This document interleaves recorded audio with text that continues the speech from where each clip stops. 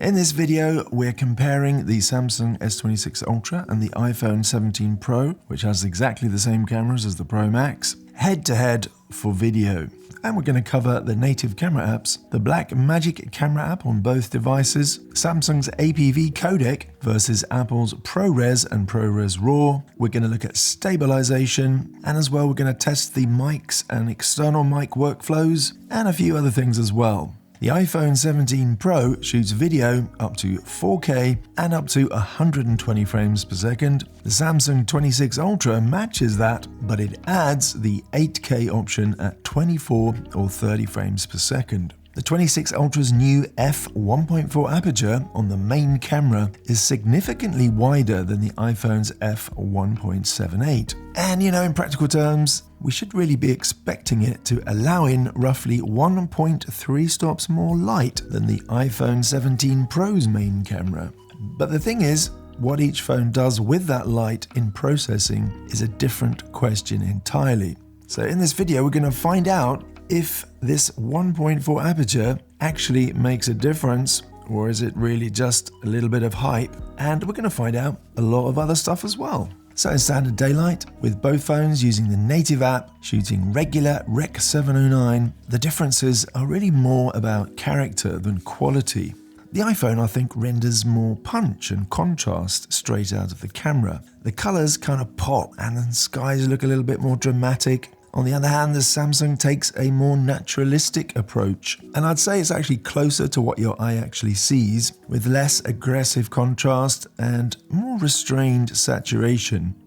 My instant reaction comparing the two is that I prefer the iPhone, but there is actually a downside, because if you compare these two shots where I'm walking along a wooded track, with the iPhone you get this kind of shimmering effect, and that's down to Apple's computational tone mapping, and it's working hard in the background. And what I found was that Samsung's more conservative processing means that this kind of shimmer is actually largely absent. The footage is a little bit less cinematic looking straight out of the camera, but it's also cleaner and it's more stable in these complex natural environments with a moving camera. Now, does Samsung's new wider aperture on the main camera create a shallower depth of field, which should then mean that we get a blurrier background? And comparing the two, I do think there is slightly more blur, but it's not a dramatic difference. Locking the main camera so it can't auto-switch to a different camera when you get close to a subject, I did find that the Samsung has a shorter minimum focus distance, and that does mean that you can shoot closer with the main camera to a subject and retain sharpness. So before we get into the zoom comparison, it is worth understanding what you're actually switching between on each device, because the hardware is actually quite different. The S26 Ultra has 3 rear cameras. We've got a 200 megapixel main at 1 times, we've got a 10 megapixel telephoto at 3 times, and we've got a 50 megapixel periscope telephoto at 5 times. The iPhone 17 Pro has a 48 megapixel main at 1 times and a single 48 megapixel periscope telephoto at 4 times. Now, if you like recording while you zoom, I think I do prefer the action of the iPhone 17 Pro, as it feels a little bit more like using a zoom lens. They have different zoom methods in the UI.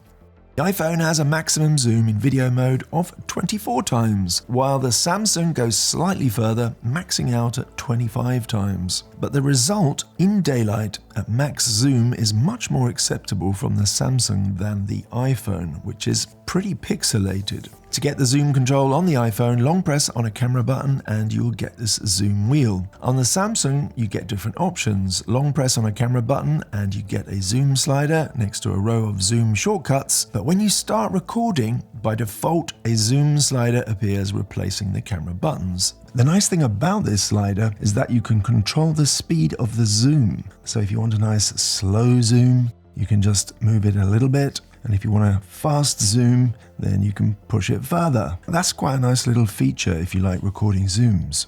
But if you'd rather just have the buttons, then tap the button above, which shows the current zoom level. So at the moment it says 1 times, so I just tap that. And now I'm going to get the camera buttons again. So if you like having more options at the cost of a more complicated system, then the Samsung is for you. So both devices have native dual capture so that you can film from two cameras at the same time, and you'll get this little picture-in-picture embedded. With the Samsung dual video mode, you do get more options. One thing is that you can move the little window, the little picture-in-picture, and you can put it wherever you want. With the iPhone, it can only go in the corners. Another advantage of the Samsung is that you can split it into two separate videos, so that you can record two files, both 4K. You know, one from the front camera and one from the rear camera, and then you've got more flexibility when you're editing later.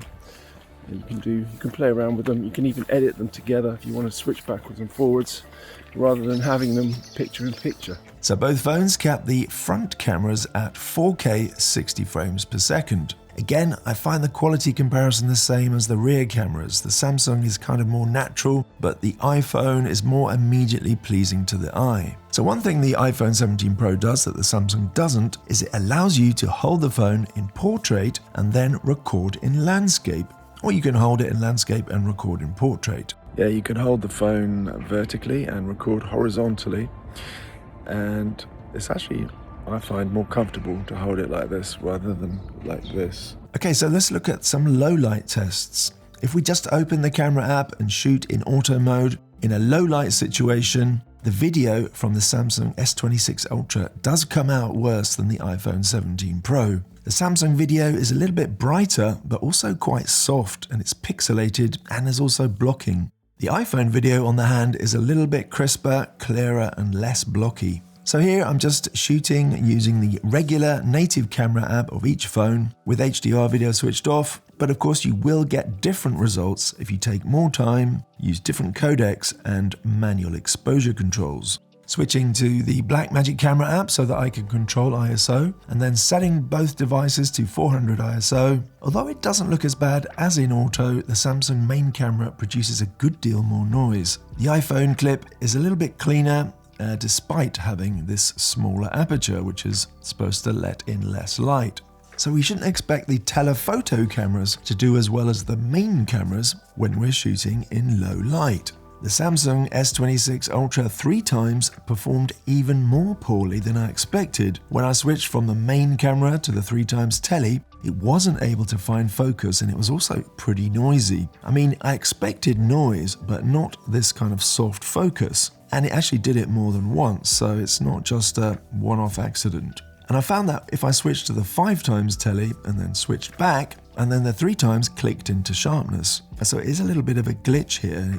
Feels like it needs a nudge to get it to set focus correctly. Comparing the Samsung 5 times to the iPhone 4 times in low light, they're actually pretty equal. And I find that in general, the Samsung tends to brighten the image more, which means any noise or blocking or artifacts then become more apparent. Comparing the selfie cameras, the Samsung produces a brighter image again, and that is going to exaggerate the blocking and noise more than the iPhone. But on the plus side, you're more likely to see yourself in the dark. But the iPhone video from the selfie camera is sharper, and the noise, when you do see it, looks kind of nicer than the messiness of the Samsung produced video. Both devices can shoot 4K video up to 120 frames per second. But how you access the 120 frames per second is slightly different. On the iPhone, it's pretty straightforward. You just open the native camera app, tap the frame rate selector, and choose 4K 120 frames per second, and you're off shooting. On the Samsung, you cannot shoot 120 frames per second in the regular camera app. Instead, you have to either switch to Pro Video mode or Slow Motion mode. Those modes are different shooting experiences to the normal camera, and having to switch is not quite as convenient, is it? And really, there's no reason for it to be missing from the regular video mode. One feature the Samsung has that the iPhone doesn't is AI-generated slow motion. Samsung's Instant Slow-Mo, which is part of Galaxy AI, lets you take any video that you've already shot at any frame rate and any resolution, and you can apply slow motion. Open the clip in the Samsung Gallery, long press while it's playing to just preview the effect. The Galaxy AI then generates the missing frames in real time using frame interpolation. And if you want to make it permanent, then you just edit the video, tap the clock button, and then choose how much slower that you want it to be. So for example, you can take a 30 frames per second clip and use AI to slow it to the equivalent of 120 frames per second.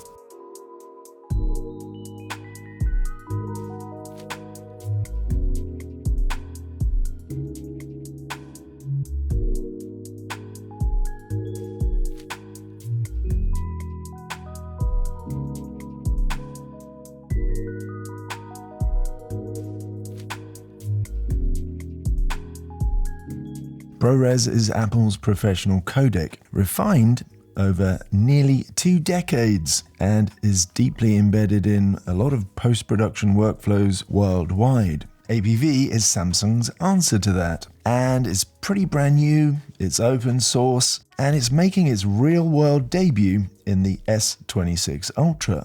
So the iPhone's ProRes requires an external SSD for anything above 4K 30 frames per second. ProRes RAW also requires a third-party app like Blackmagic Camera or Final Cut Camera, as well as an external SSD. Samsung's APV, on the other hand, records directly to internal storage, even at 8K 30 frames per second or 4K 120 frames per second. You don't need an external drive, although it is recommended, and there's no third-party app required either. On the downside, out of the major editing platforms, only DaVinci Resolve and LumaFusion currently support this format. Premiere Pro and Final Cut Pro, for example, do not. While APV, ProRes and ProRes RAW are potentially 12-bit color depth, coming from these devices, you're only actually going to get 10-bit color. APV claims to be around 20% better with storage efficiency than ProRes at equivalent quality. That being said, APV is pretty new, while ProRes has had 18 years of real-world stress testing, ecosystem integration, as well as workflow refinement, so that is something to weigh up if you're planning to use these pro-level codecs. One plus for Samsung is that they offer some inbuilt LUTs which you can apply for preview in the camera app, and you can also download them for free via the Samsung website. And then you could install them into the Blackmagic Camera app if you wished. And then you can use the Blackmagic Camera app to burn them in as well, if you wanted that option. So one thing that I did notice while using the native camera apps, the iPhone shoots ProRes and you're going to get constant frame rate, which is a little bit more reliable when you're editing. On the other hand, APV clips come out as variable frame rate video when you're using the native Samsung camera app. In the Blackmagic Camera app on the iPhone 17 Pro, you can shoot in ProRes from 422 Proxy, which is the lowest quality, right up to RAW HQ, which is the highest quality, and that gives you a variety of different effective bit rates. Your color space options are going to be Rec 709, Rec 2020 HDR, which is basically Dolby Vision, P3, D65, Apple Log and Apple Log 2. OpenGate in iPhone shoots at a resolution of 4224 by 3024 in RAW or 4032 by 3024 in other codecs, and stabilization is going to be disabled.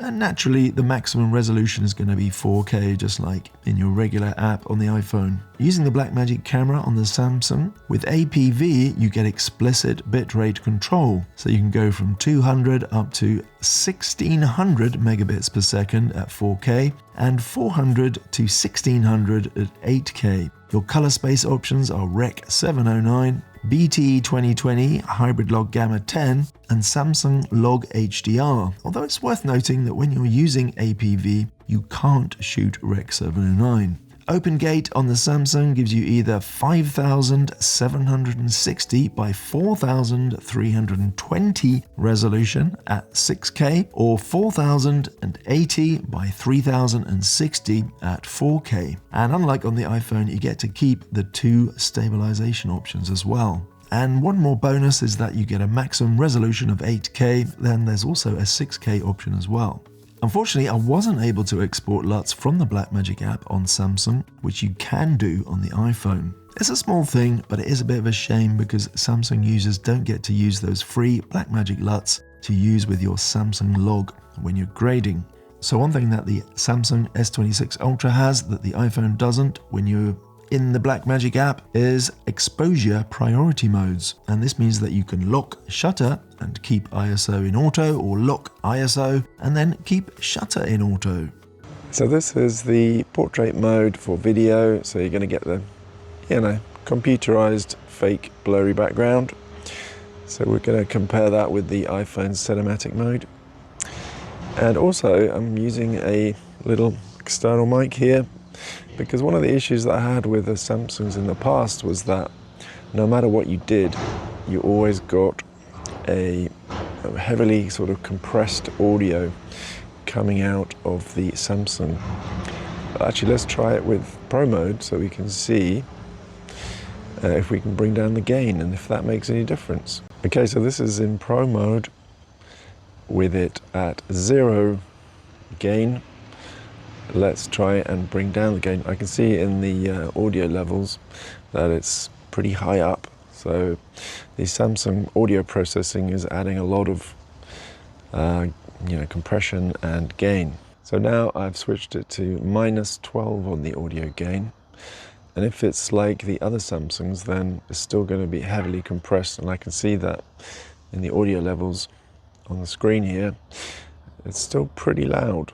But let's see if we're getting clipping, or let's see how it sounds anyway. So now we've got the cinematic mode in the iPhone, and I'm also using this external mic, the little Insta360 one, and we'll see which gives us the best audio quality. Can we get the best from the Samsung, or can we get the best from the iPhone? I suspect that the iPhone is going to give us a lower audio level, so that we can. That means that we've got the the flexibility to boost it ourselves when we're editing and adjust the quality ourselves. Okay, so let's try the inbuilt mics of the devices. They both have their own AI noise reduction systems, so we'll give that a test as well. And you can see the quality and compare. So this is the Samsung inbuilt mics, and you can compare it to the iPhones, and you can see which one sounds better and which noise system works better. And don't forget to check the links in the description of this video, where you'll find all kinds of resources to up your game if you want to improve your skills for shooting video with your smartphone and editing and the whole workflow, any creative ideas. There's books and there's full courses, so check it out. There's books and there's full courses, so whichever one you prefer, you have a look in the description. And of course it supports the channel if you do, and any purchases, anything you do is gonna help this channel and help it.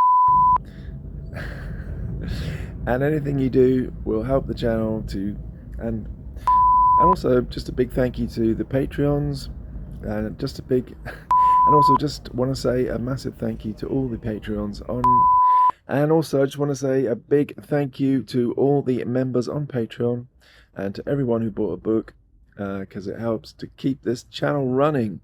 So what do you think? I think the Samsung noise reduction is actually pretty good, isn't it? It doesn't make the voice sound unnatural, even though it was doing quite a lot of work. What else? Samsung's got extra little features and kind of all sorts of things, like you can get the camera assistant app that Samsung does, and you can, it does all that stuff like anamorphic lens, depth of field lens, all kinds of stuff there that I haven't gone into in this video because it's just too much really.